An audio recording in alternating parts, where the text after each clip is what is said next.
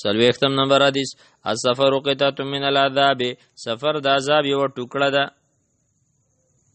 ولی یمنع احدکم نومه منه که یو کس په تاسو کې د خوب نه او طعام او د خوراک نه او شراب او د اسکاک نه لکه دا چې کله د کراچۍ ریل ته ور وخېږي حبیب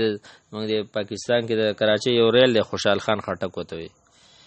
د خوشحال ته چې ور وخېږي کنه نه به خوب وکړي نه به روټۍ وخوري نه به اسکاک وکړي کې باسي خو بس چې هلته رسېږي کراچۍ ته یا دا غځې نه دلته راځي 2 ورځې به در باندې ځمکه ګرځي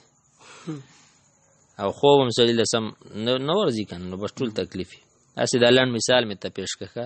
خلک لرې لرې ځي موږ هسې کراچۍ یادو واذا قضى احدکم نحمته کله چې پوره کړي یو کس په تاسو کې خپل حاجت من وجې د یو طرف نه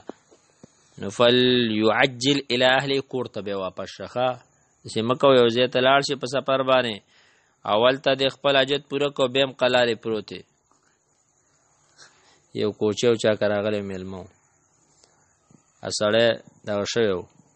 چې هلکه زه به درته ویم چې پلار دې مړ دی کور ته به لاړ شي یو څو شپې چې کړې وې نو ته یې هلکه وایي پلار دې مړ دی او کور ته واپس شه لاړ شوی ضرور هغه ورته یې وایي ولا چې د همدې ځای وم او د همدې ځای شوم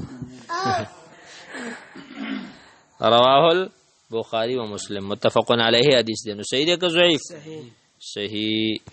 نوع آخر منها وصلى الله وسلم على نبينا محمد صلى الله عليه وسلم